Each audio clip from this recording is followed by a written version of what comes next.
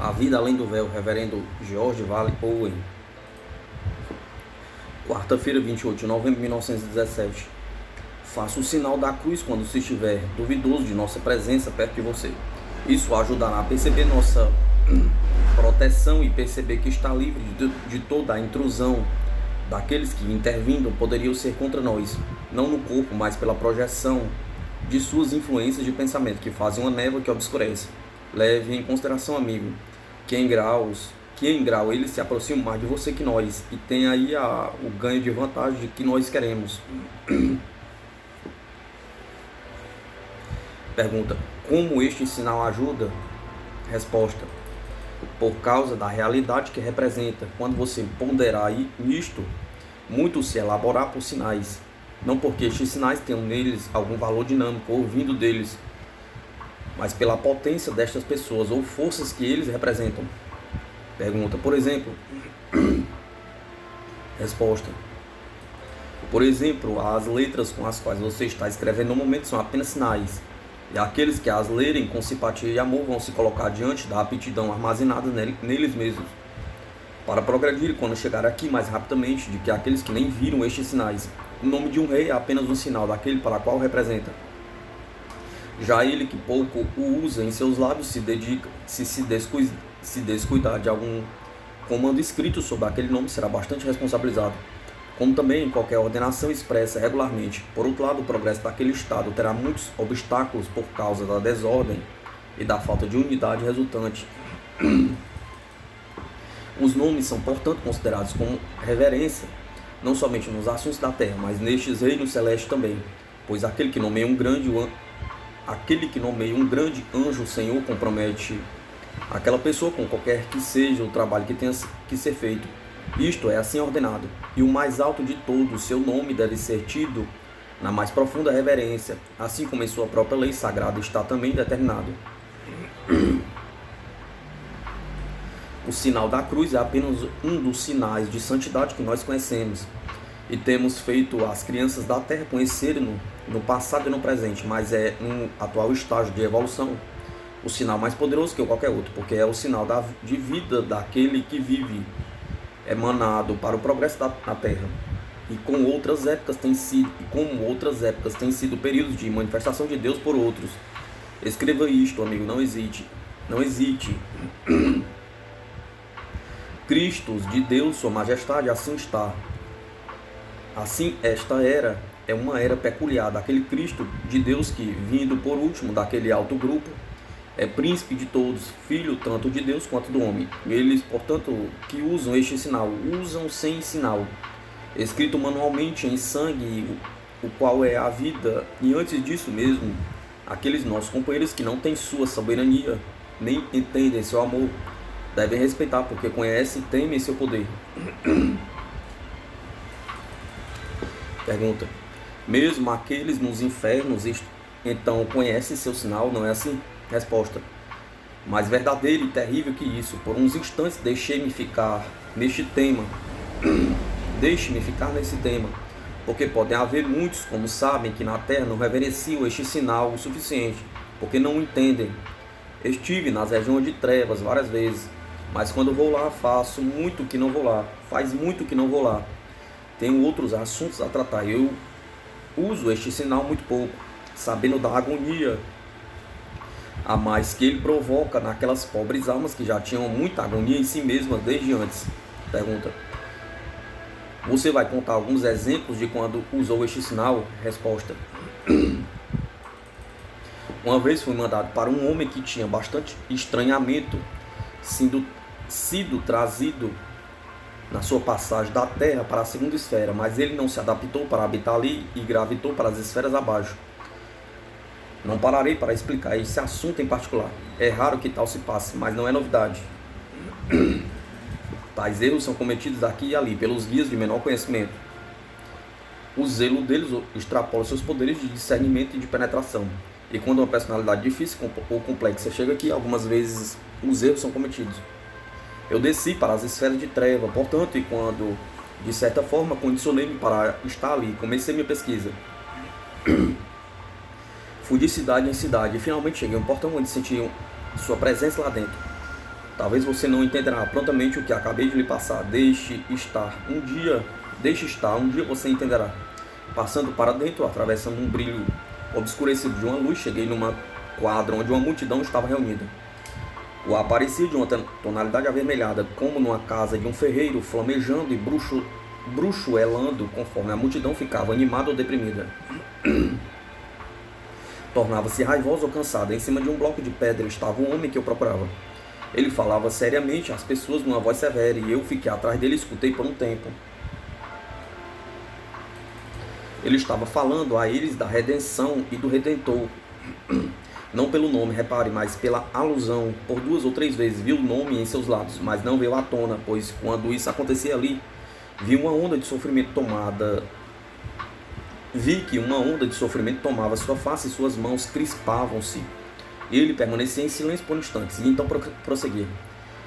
Mas dele, de quem ele falava, ninguém poderia duvidar a personalidade. Por um longo tempo ele os convidou ao arrependimento e contava-lhes o que falta de conhecimento espiritual fez a ele, trazendo-o para baixo, querendo ou não, lá de sua rápida parada no céu e na luz em direção à escuridão profunda destes mundos inferiores, de sofrimento e remorso. O que ele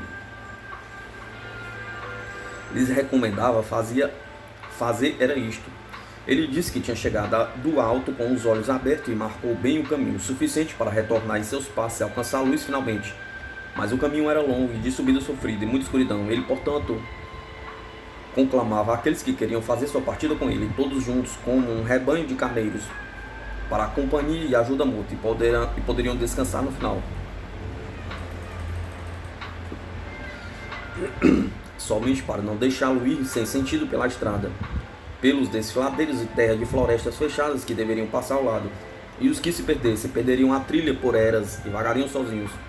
Até que ponto ele não saberia dizer, mas sempre na escuridão e no perigo da crueldade de quem espreita nestas regiões, para desafogar suas ânsias em que venham contra seu poder. Então, se seguisse a bandeira que ele transportaria à frente deles, eles então não teriam nada a temer, porque a bandeira que ele faria para eles ser-lhe um símbolo de grande força durante o caminho.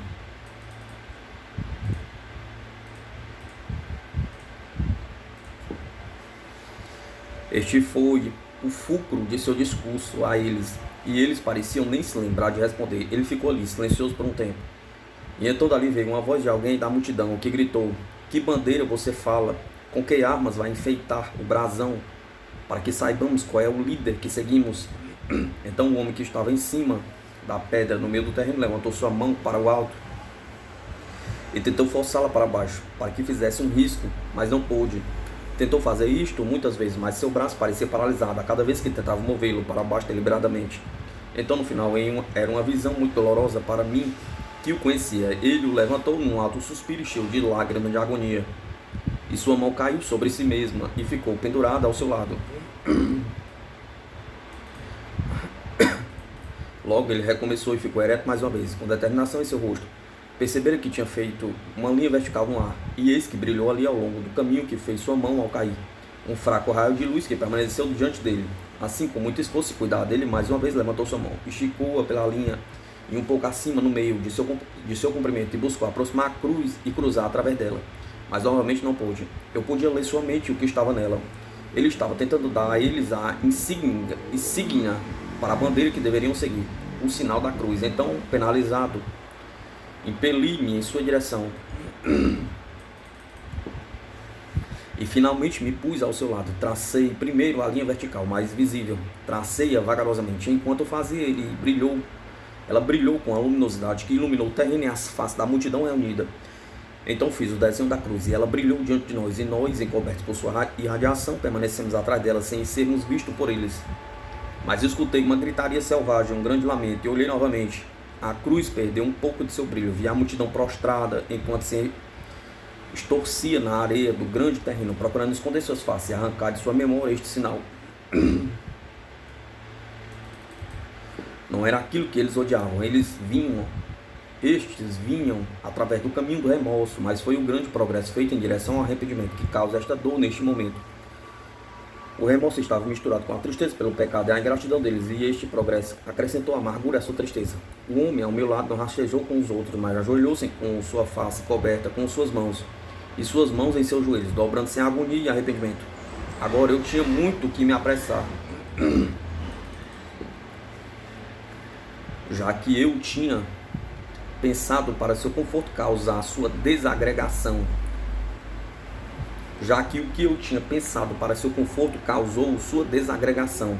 Portanto, teria muito trabalho para restabelecê-lo, mais uma vez, ao seu próprio modo calmo de ser, no qual eu deveria, tomando o trabalho de meu amigo para mim, começar a contatar a sintonização que ele começara. Ao final, eu havia obtido sucesso em minha tarefa, mas fiz minha resolução ali, naquela hora, de ser mais restrito no uso daquele potente sinal nestes reinos escuros, pois poderia causar mais dor àqueles que já tinham muito em suas costas para suportar. Pergunta: você chamou o orador de seu amigo? Resposta: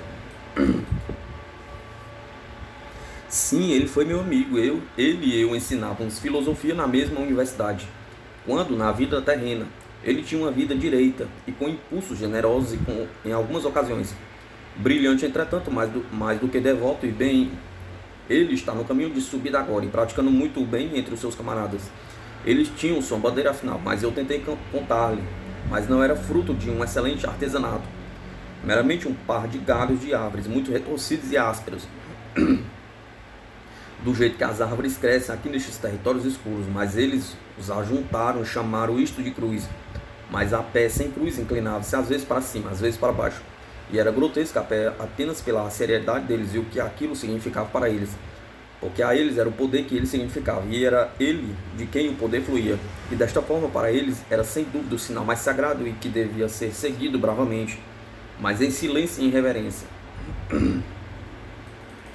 E a faixa vermelha de tecido com que amarraram na interseção caía como um torrente de sangue, e eles seguiam onde haviam ido na frente deles ao longo do caminho, longa jornada cansativa e sempre com os pés doloridos, mas sempre em direção aos planos superiores, onde sabiam que encontrariam luz. Pergunta: obrigado. Antes que paremos, gostaria de fazer-lhe uma pergunta. Aquele templo sobre o qual falou ontem à noite, na primeira parte, você disse que o propósito dele era ajudar as pessoas na esfera terrestre, mas depois mencionou um propósito bem diferente, não é? Não estou satisfeito. Poderia, por favor, explicar? Resposta: o que dissemos, amigo, foi suficientemente verdadeiro, apesar de não tão claro quanto poderíamos ter dito.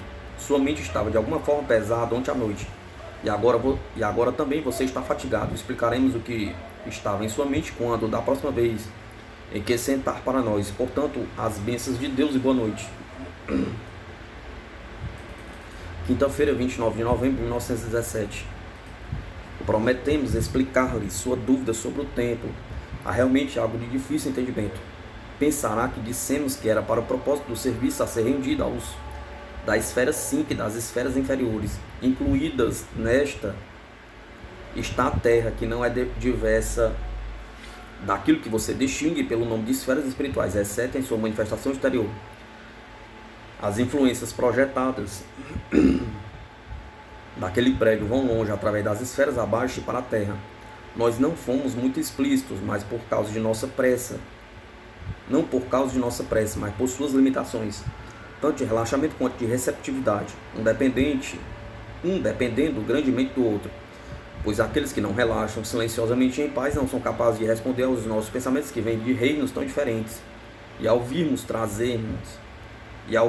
trazemos conosco, sempre na proximidade de seu plano, muita daquela força pacífica que temos em nós quando começamos esta jornada. Nem toda ela é dispersa de nós pelas esferas conforme chegamos de lá, e o que permanece sempre procuramos repartir com aqueles da terra que corresponde à nossa busca, e com quem precisa muito da paz que temos para dar. Quando nós também nos esvaziamos de nossa graça e do poder compartilhado com vocês, com um pouquinho que nos resta, então voltamos para casa para preencher a cisterna no ar livre e claro dos céus de Deus, dos quais vem toda a força e paz. Isso foi apresentado no tema do templo, porque este é um dos seus usos. ser reservatório no qual sejam acumulados tanto os poderes quanto as bênçãos dos altos reinos, para serem ofertados conforme a oportunidade aparecer para aqueles da terra e nas esferas próximas, na ordem de ascensão.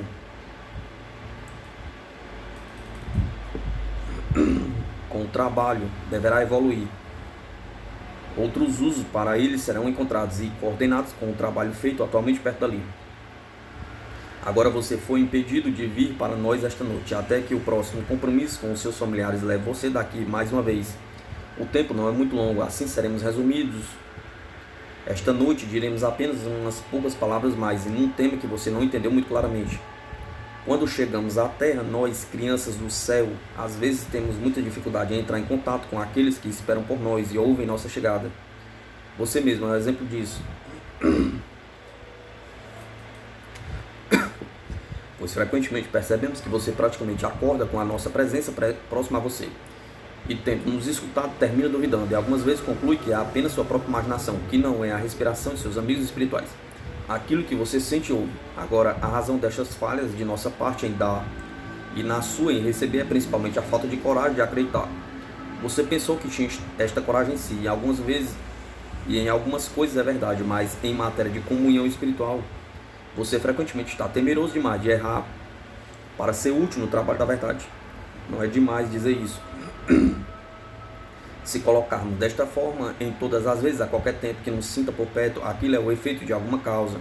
A causa pode ser ou não aquela que você deseja, ou como você sente que discerniu, mas a causa lá está. E em tais ocasiões, se ficasse apenas quieto e escutasse, então a natureza da causa apareceria mais clara. Pode ser que você pense que algum amigo está perto, quando não é ele, mas outro. Mas qual deles ficará bem claro no processo de transmissão de seus pensamentos. Assim, quando se sentir ciente de alguém próximo a você, pare tanto quanto possa, com as dúvidas e completamente com o temor de errar. Receba o que está sendo dado a você, deixe o assunto assim recebido e extraia seu julgamento da questão. Nada mais agora, porque você tem que ir ao trabalho. Possa nosso Pai estar com você nele e em tudo que você faz no dia a dia. Sexta, 30 de novembro de 1917.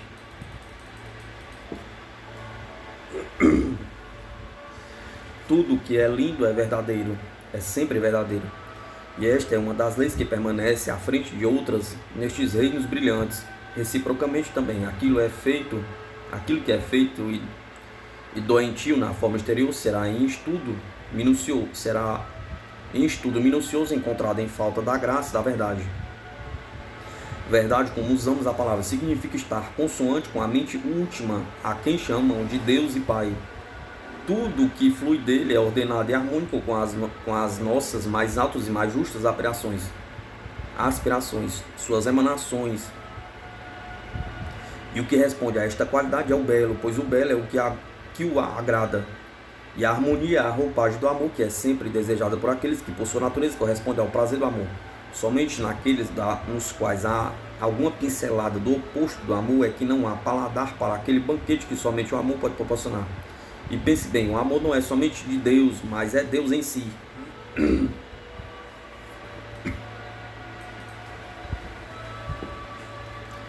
Assim, toda a beleza da paisagem e das águas e os atrativos de uma face ou de uma forma, sabemos que são uma manifestação dele, de quem derivam suas belezas, e como a verdade é somente o que está em concordância com os pensamentos dele, assim nos dizem que tudo que é belo é verdadeiro, e o que é verdadeiro deve manifestar-se em beleza. E quando algumas correntes de forças oponentes cruzam e entram na corrente principal de Deus, sua vida e poder, que a água ali se torna turva para a sujeira e o lodo, isto é tão verdadeiro com a humanidade quanto com as coisas concretas, porque a desarmonia em família ou no estado não tem sua origem em si mesmo, mas surge daquela longínqua fonte de poder que está apartada do propósito e do desejo do único supremo. Mas tão maravilhoso é ele em sua energia operante que estas coisas ele deseja que se voltem totalmente à boa causa, como também sejam extraídas de cada uma as tais manifestações oponentes às forças de sua vida, que foram erradamente usadas para uma ajuda para a melhoria da raça dos homens e anjos.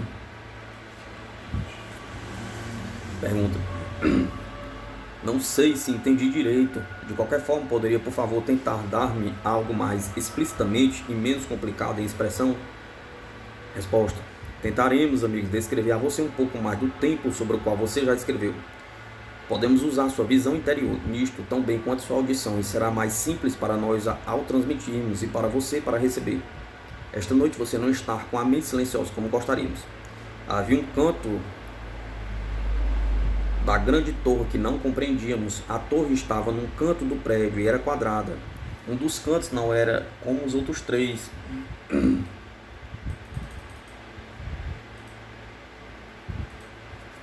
Mas estranhamente para nós, nenhum de nós podia comparando-os, dizer o que faltava naquele que o tornava diferente dos outros. Conforme eu olhava para eles, em minha mente parecia que o canto defeituoso tinha a mesma proporção e tamanho que os seus pares. Mas quando eu olhava para os outros, então, para aquele de novo, andando em volta da base de vez em quando, sempre aparecia como estando fora de harmonia em relação aos demais. Não vou ficar neste detalhe, apenas vou dizer de uma vez o que foi achado.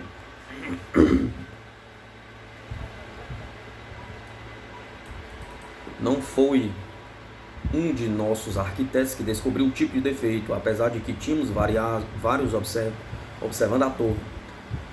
Foi alguém da esfera acima que estava passando através da esfera 5 que nos explicou o que acontecia. Ele era um daqueles cujo trabalho era descer aos reinos mais escuros nas ocasiões em que alguma localidade estivesse revoltada demais, com divergências e tumultos que afetam dolorosamente os da esfera próxima, à frente e adjacências. Tal efervescência lança uma espécie de influência aflitiva que, ao subir para a esfera acima, impede o progresso de lá, que lá esteja sendo alcançado, e puxa de volta aqueles que não são espíritos muito fortes e cujo grupo pertence a estes lugares sombrios. Então seus corações enfraquecem-se e naqueles momentos param com sua luta em continuar seu caminho para fora das trevas em direção à luz das esferas superiores. Isto não é tão fortemente sentido por eles a ponto de trazer o esmorecimento do desespero, a não ser que o tumulto abaixo deles seja extraordinariamente veemente. Quando isso acontece, então aquele que mencionei desce com outros e acalma os pobres abalados com certa apatia, para que sua angústia não afete aqueles que tenham vencido o pequeno caminho adiante em ascensão.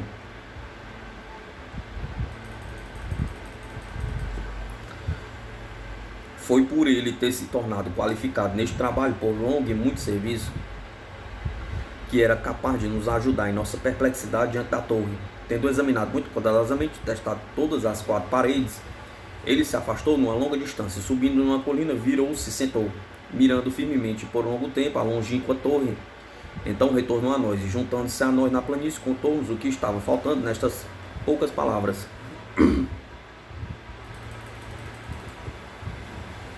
Meus irmãos, quando vocês estavam construindo esse templo, deixaram esta torre até que todas as outras estivessem formadas. Então deram toda a sua energia para fazer esta torre tão forte quanto fosse possível fazerem, acima da força que tinham. Mas houve uma coisa que negligenciaram em sua pressa de terminá-la.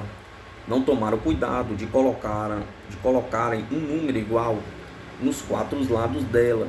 E também aconteceu que, quando então a torre que estava sendo levantada de longe, atingindo sua parte superior, a luz defletiu as forças daqueles que estavam embaixo, e eles deixaram partes não tão brilhantes na luz expostas para qualquer corrente de força da vontade que estivesse passando ali.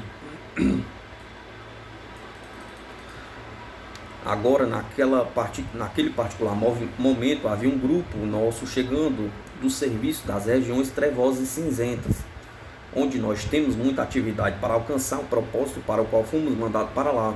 Assim, passando por cima deste plano, estávamos depauperados em nossas energias e absorvemos-la conforme passamos. Então foi por causa disto, por uma força desigual aplicada à torre em seus 4 lados, sem que percebêssemos, absorvemos uma parte da vitalidade que foi projetada em direção a ela. Este é o canto com defeito, e acharão um defeito, não na forma ou proporção, mas na textura do material do qual o canto foi feito.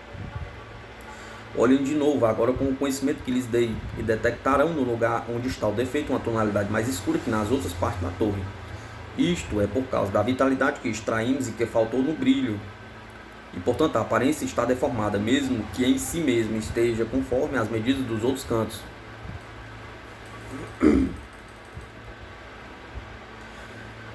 Vimos que isso estava correto, era simples de remediar, portanto, agrupamos os mesmos construtores que tivemos antes e pusemos-nos a trabalhar novamente, e conforme a energia que fluiu de nossas vontades foi direcionada para aquelas partes mais escuras, elas se tornaram mais claras em seu matiz e pegaram um brilho igual às outras partes, e cessando quando ficaram exatamente com a mesma intensidade de brilho.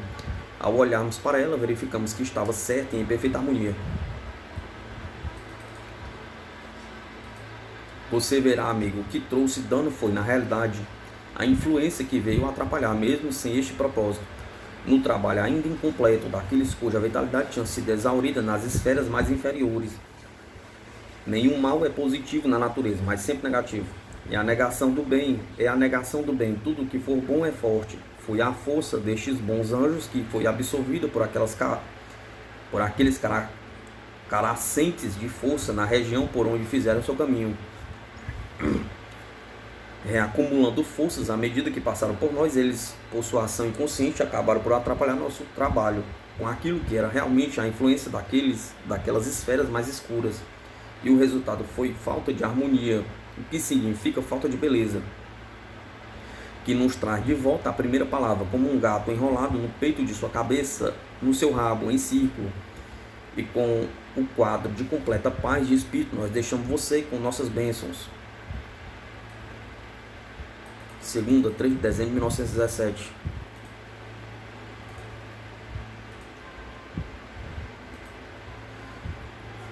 Quando chegamos na terra, dissemos um ao outro, pelo caminho que estamos indo para a terra, as brumas e do crepúsculo, que podemos, no mundo particular que lá encontramos, emitir algo de nossa luz e calor em torno de nós, pois sem dúvida podemos perceber que estes são muito carentes, mesmo naquelas esferas distantes de onde viemos. Você pode espantar-se com o processo de química ou dinâmica com que isto se faz possível para nós. E sem dúvida para nós seria possível explicar o método em detalhes, mas podemos dar-lhe algo resumido deste tema. E assim o faremos, se for de seu interesse, e daqueles que virão a ler o que estamos dando a você.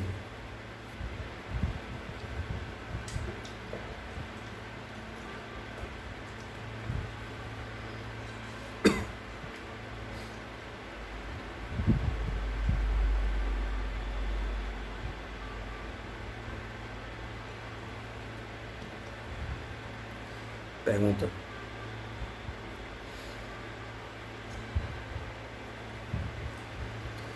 Obrigado. Sim, eu gostaria de ouvir sua explicação sobre isso. Resposta.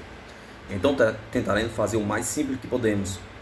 Você rapidamente entenderá que a primeira e grande necessidade de comunicação já está disponível.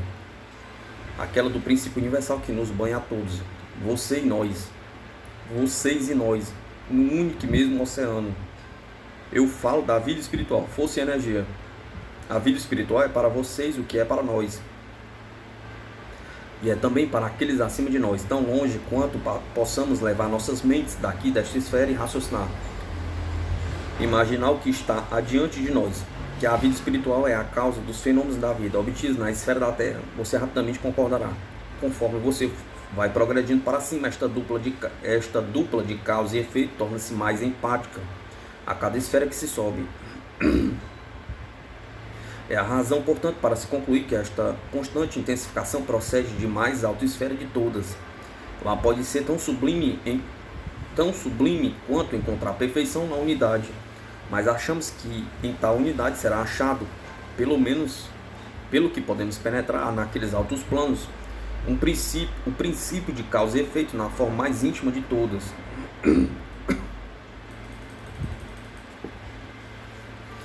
Então, quando falamos de um oceano de energia espiritual, estamos mencionando aquilo que para nós não é teoria meramente especulativa, mas um fato tangível e a ser tomado e usado em qualquer processo de comunhão em que poderíamos pôr as mãos para projetar. Esta é a primeira coisa a se compreender. A segunda é esta.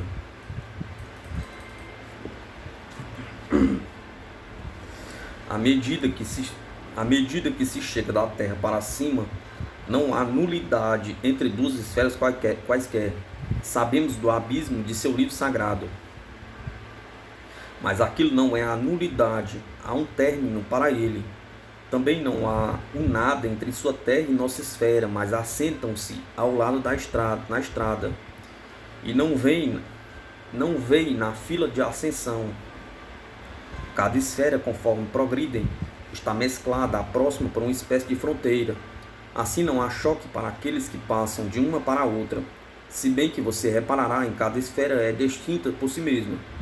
Nem as terras fronteiriças entre as duas esferas são terras neutras. Compartilham das qualidades de ambas. Não há, portanto, nenhum vazio, mas uma graduação muito real e contínua durante todo o caminho. Destas duas premissas, você deduzirá bem confortavelmente o fato de que estamos em comunicação direta com a sua potencialidade.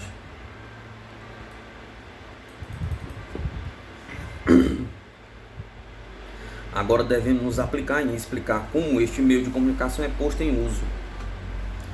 Há muitas janelas nesta casa e todas são usadas, mas há 3 que servem para evidenciar as outras.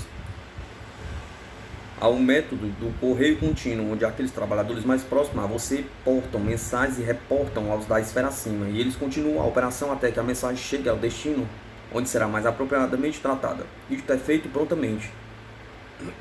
E ainda no voo de qualquer mensagem através das esferas, cada uma é peneirada e então será extraída dela o que é próprio dos trabalhadores daquele particular esfera, para que se empreenda sua resposta.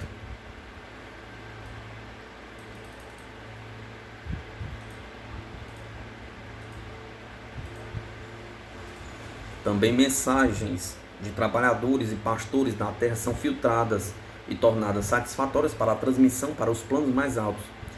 Se isto não fosse feito, sua brutalidade terrena iria passar-lhe tão fortemente que o que havia nelas de sublimidade não seria suficiente para elevarem-se e chegarem à esfera apropriada.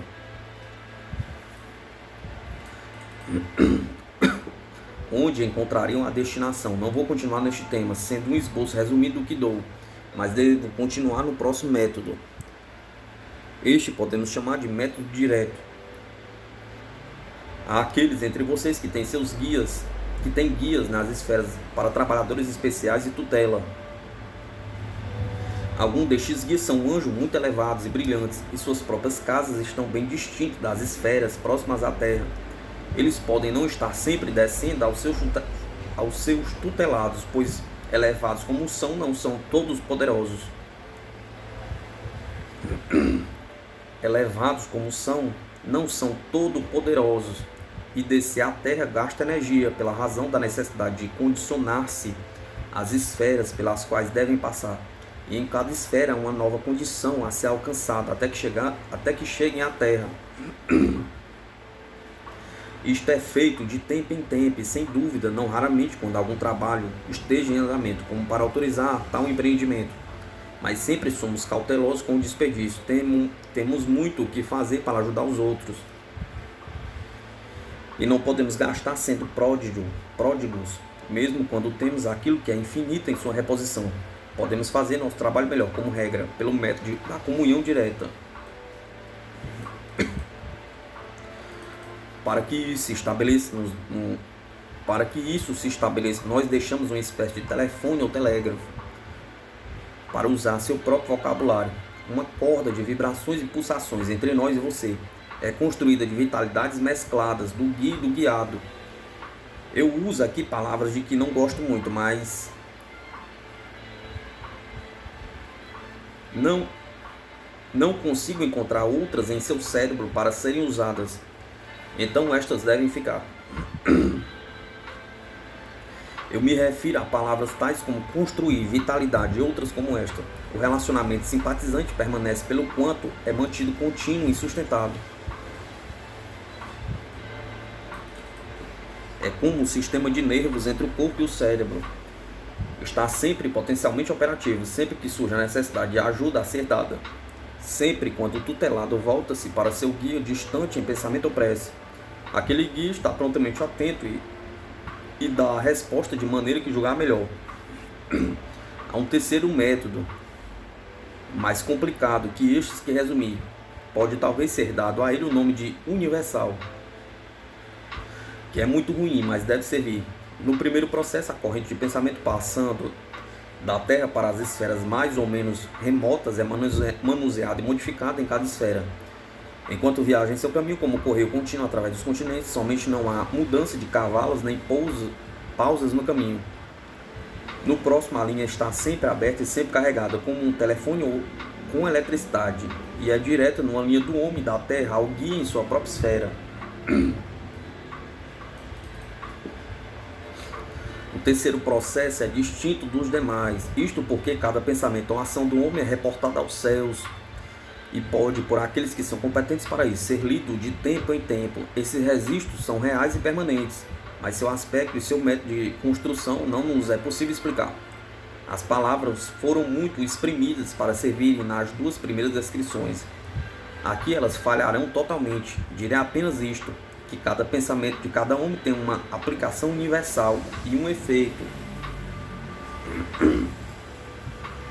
Chame assim como queira. O fluido que emana destas esferas é tão sensível e tão compacto, e a substância tão contínua que, se você olhar para ela numa ponta do universo, o efeito é registrado na outra.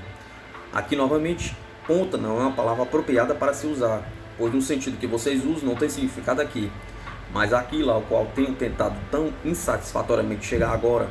Então nisto posso mostrar algo de sua maravilha para você. É o que o Cristo Salvador tinha em mente quando, mais sábio que eu, ele não nomeou com nome algum, mas falou disto como achou que deveria ser feito assim. Nenhum fio de sua cabeça cai, nem um passarinho cai de seu ninho, né? Sem que o Pai de todos seja notificado.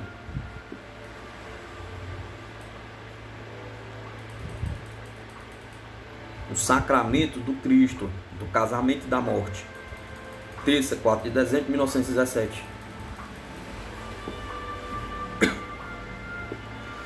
Fiquei contente, amigo, ao escrever o que podemos pôr em sua mente e não questione o que vem de nós, pois, por um lado, mantemos alguma coisa retida quando você escreve assim para nós, e por outro lado, desaprovamos outras, encurtando nossa narrativa naquela parte mesmo. Fomos habilitados a isso pela longa preparação sua e nossa, antes mesmo que lhes fizéssemos saber de nossa vontade pela ajuda de nossa amiguinha Kathleen.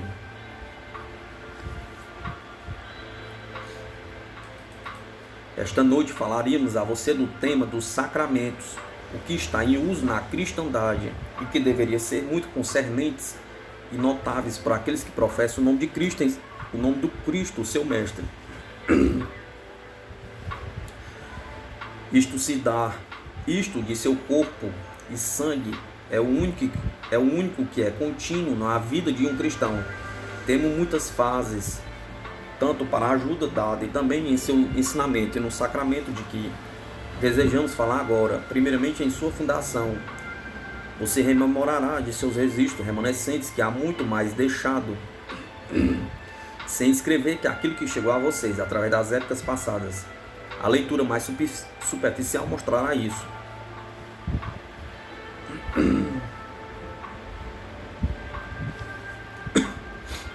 Também isto conta que nas concordâncias essenciais de cada um com os outros não são claras nos mínimos pontos. Você deve saber que estes registros são apenas poucos de muitos. Os outros foram destruídos ou perderam-se com o passar do tempo, e um dia acharão seu caminho na luz do dia mais uma vez. Nós temos todos esses registros aqui, e nós os estudamos, e nesses estudos baseamos nossas palavras.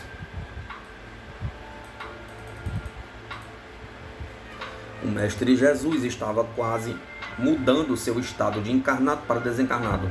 Sabendo disto, ele, estando reunido com os 12, deu-lhes um rito de recordação e comunhão, pelos quais eles e aqueles que deveriam segui-los deveriam ser capazes de intensificar de tempos em tempos, perpetuamente sem contato com ele, e assim obter dele esta vida da qual ele é o reservatório.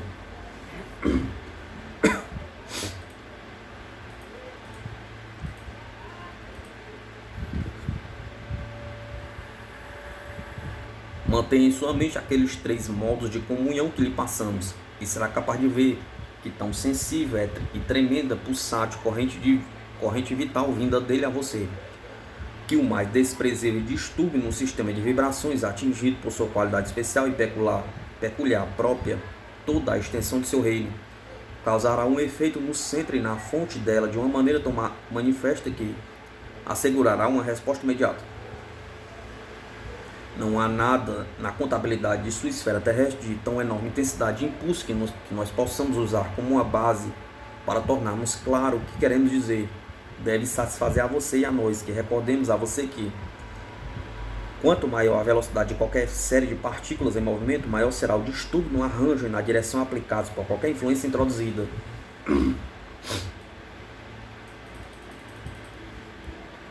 Isto é o que insinuamos ao falar desta corrente de força vital procedente do Pai, captada no Cristo, tingida com sua qualidade de vida e projetada para fora em ondas de radiação em direção à circunferência e fronteira de seu reino.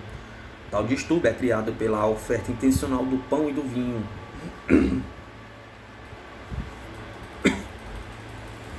Com invocação de palavras, naquele rito de comunhão que ele deu. Os elementos dispostos diante da Assembleia ali está, nas palavras do pregador dirigida a esta corrente vital, e elas são interpenetradas com sua vida e tornam-se, como ele disse, seu corpo e sangue. Esta forma de orar que você usa não é a única nos tipos de invocação, mas também é o consentimento daqueles reunidos ao recebimento da vida vinda dele. Porque sem tal consentimento, nenhuma bênção é jamais acreditada pelos homens. Não importa que o consentimento seja íntimo, é o Espírito que é a fonte das pulsações em resposta, que saltam ao encontro das emanações de sua vida em direção à terra, e encontrando a corrente do Cristo, como aqueles que vieram de Salém para encontrá-lo. Quando ele veio à cidade pelo Monte das Oliveiras, são misturadas, e pelo grande impulso daquela corrente que jorrava dele, volta-se em retorno e juntas. Como numa única corrente, são espargidas sobre a congregação de onde um impulso inicial de pedidos veio.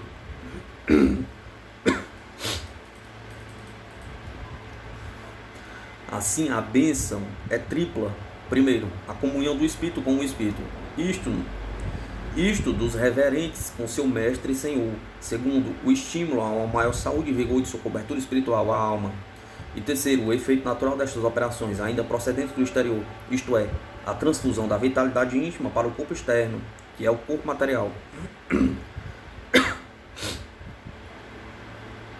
Esta é a fase que podemos chamar de vitalizante ou estímulo de todo o corpo de Cristo, nos seus membros singulares, um por um, pela comunicação da vida dele com a fonte e o centro, através da maioria até os confins. Há outro aspecto deste sacramento que agora trataremos, mas com brevidade, pois não é de nenhuma utilidade o empenho em dar a você um completo conhecimento de sua total significação. Você não entenderia nossas palavras, as que teriam que ser usadas, e não há nenhuma das suas que nos sirvam. Isto alcança muito distante onde as línguas da terra são lembradas, e fala-se disto em seu mistério interno, somente nestas formas de linguagem, apropriadas às esferas longínquas pela sublimidade próximas à do Cristo.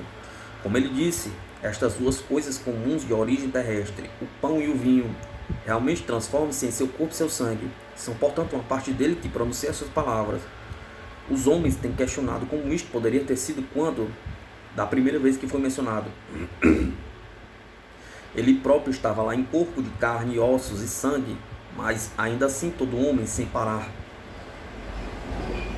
toda a sua vida, ainda assim todo homem, sem parar toda a sua vida e continuadamente, realmente comunica de si a coisas exteriores a ele próprio.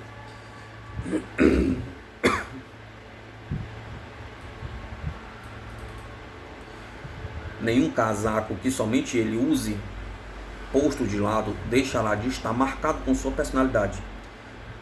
Nada que ele toque, nenhuma casa que habite, ele sempre deixará sua qualidade ali indelével, para ser lida por aqueles que para isso são capacitados, conforme ele deu de sua vitalizadora força aos doentes e aos coxos em Judéia e Galileia.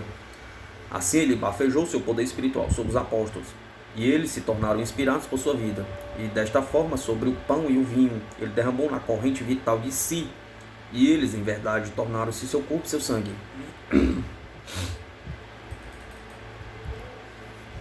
E assim é hoje, pois ele não ofereceu uma coisa tão grande para ser jogada fora tão cedo. Assim que aquela refeição terminasse, o seu corpo fosse dado para a árvore, não a fonte daquele rio vital operativo do pão e no vinho, ou nas pessoas dos apóstolos, ou nos corpos da multidão. Não foi aquele corpo de carne que ele usou por tão curto tempo e então deixou de lado como um capote depois de usado. Nem foi o corpo de substância espiritual através do qual fluiu no conduto do reservatório para as cisternas de uma cidade, mas foi o Espírito mesmo, o Cristo, que foi e é a fonte, o que é e que é também, tanto no corpo, em carne ou fora dela. Porque isto pouco importa nas coisas de força espiritual e poder, exceto nas manifestações. A coisa manifestada é inalterada em si mesma, qualquer que seja a forma de manifestação tomada. Assim é verdadeiramente dizer que o pão e o vinho, na última refeição deles juntos, a seu desejo e vontade, tornaram-se um repositório de sua força vital, e assim foram feitos seu corpo e seu sangue. E então, longe da atual falta daquele corpo material impedido, agora uma operação semelhante de sua parte. Seria quase verdadeiro dizer que tal é a ausência do corpo de carne não se torna obstáculo à corrente da vida vinda dele, a estes elementos do pão e do vinho. Portanto, quando o ministrante, o pastor, obtém o consentimento da congregação e estão do corpo e o sangue sobre a mesa, pleiteia o sacrifício dele, que hoje vive extremamente glorificado, e ele em essência coloca sua mão sobre o peito de seu Senhor, e olhando para estes reinos que são lá dos anjos e os anjos que governam, olha através da face do Pai e pede amor e a submissão de seu Filho pela pobre humanidade, que seja feita toda bela como ele.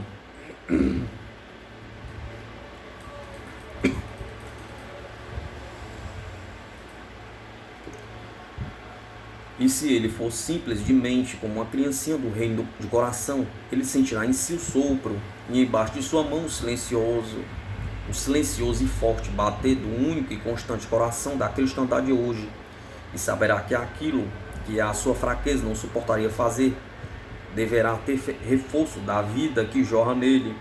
Aquilo que pede ao Pai não fica sem resposta naquela esfera brilhante de extrema pureza, e a santidade assim permanecerá, como ele prometeu, ele cumprirá fazer.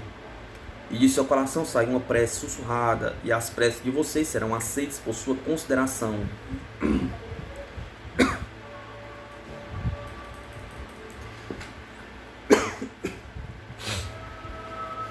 Quarta, 5 de dezembro de 1917.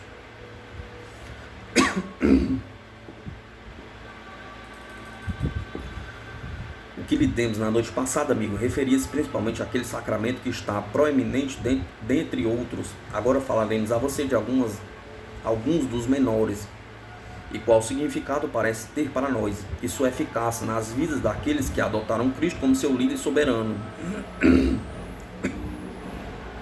Não usamos aqui a palavra sacramento no efeito significativo, no estreito significado eclesiástico, especificado em suas partes íntimas, mas na maneira pela qual usaríamos nestes reinos onde somos capazes de ver as emanações de poder e vitalidade do ponto de vista mais próximo de sua fonte. Primeiramente, falaremos a você do casamento como uma união de duas personalidades em faculdade criadora. As pessoas tomam-no quase que no curso ordinário das coisas em que o sexo deveria estar, e também que o sexo deveria ser completado na mistura do macho com a fêmea. Mas não havia necessidade essencial de que fosse assim. A humanidade podia ter sido hermafrodita, mas há muito tempo atrás, além do início desta atual eternidade de matéria, quando os filhos de Deus estavam formando-se evolutivamente em sua concepção ideal deliberaram juntos, e depois disso decretaram que uma das leis que deveria guiar seu futuro trabalho seria não tanto uma divisão da raça em dois sexos, como você e a filosofia da Terra conhecem, mas que o sexo seria um dos novos elementos que entraria na futura evolução do ser, quando os seres entrassem em curto espaço de tempo na matéria e assim tomassem forma. A personalidade era anterior à forma, mas a forma adotou a personalidade de individualidade, e assim o elemento personalidade, pela evolução da forma concreta, resultou em seu complemento de pessoas. Mas conforme vieram pessoas de um só elemento, assim o sexo é a unidade composta de duas espécies. Homens e mulheres formam um só sexo, com carne e sangue formam um só corpo. Até onde podemos penetrar na razão desta decisão da parte daqueles mais elevados, foi para que aquela humanidade melhor conhecesse a si. É um grande mistério e não possuímos achar para a totalidade dele mesmo aqui. Mas entendemos que na criação dos dois elementos, macho e fêmea, o processo foi feito mais simples para que a raça humana entenda finalmente os elementos de unidade, do qual foi emanado, e em direção ao qual mais uma vez retornará, quando estiver caminhando plenamente, adentrando no trecho final da caminhada da matéria em direção ao espírito. Fizeram dois grandes princípios que estão incluídos na unidade da mente de Deus aparecerem como duas coisas separadas, para que estes dois princípios pudessem ser estudados em detalhes por aqueles que ainda não eram competentes para estudá-los como unidade. Quando um macho considera a fêmea, ele está apenas tendo maior entendimento da parte de si mesmo, e é assim quando a fêmea raciocina em relação ao macho. Pois assim como eles não eram separados nas eternidades da evolução que vieram antes desta eternidade atual de matéria e forma, assim estes dois elementos deverão tornar-se um novamente nestas eternidades que estão por vir, para que a unidade essencial de obtenção de seres desde aqueles longínquos tempos atrás de nós sejam levados adiante. Nestes que agora estão por vir, foi necessário que os dois elementos fossem incluídos em cada indivíduo que se constitui um item de toda uma raça. Então evoluiu o casamento, e no casamento nós temos o ponto de retorno do destino da raça. Desde o tempo quando o coração do máximo veio vindo à primeira ordem daquele movimento que resultou em uma série de eras de desenvolvimento, a única notação-chave de todo tem sido o desenvolvimento rumo à diversidade, até que vieram ao oceano do ser, um depois do outro, os princípios de personalidade, individualidade e forma. O último e mais extremo ato de diversidade foi a criação dos dois aspectos da faculdade de reprodução, que vocês chamam de sexo. Este foi o ponto mais extremado da diversidade em princípio e ato.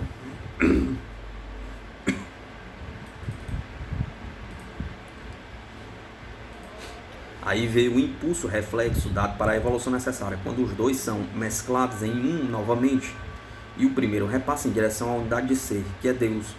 Então, da mistura dos dois elementos espiritual e corpóreo, nasce um terceiro que em si une estes dois elementos em sua única pessoa.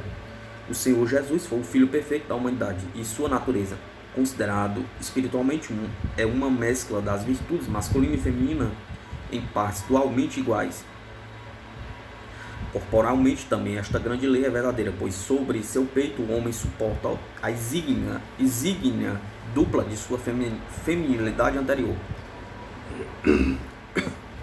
E os fisiologistas dirão a você que uma correspondência semelhante não é desejada na outra metade, que com ele próprio faz da humanidade uma só unidade.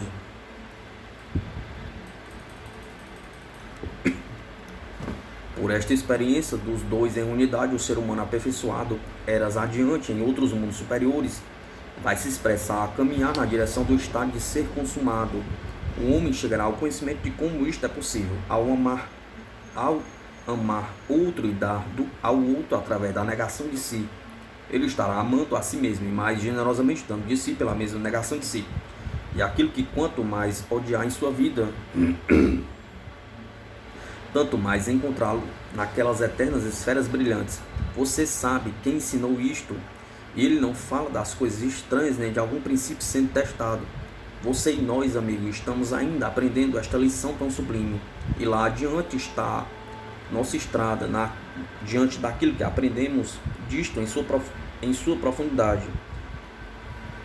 Mas ele já a atingiu.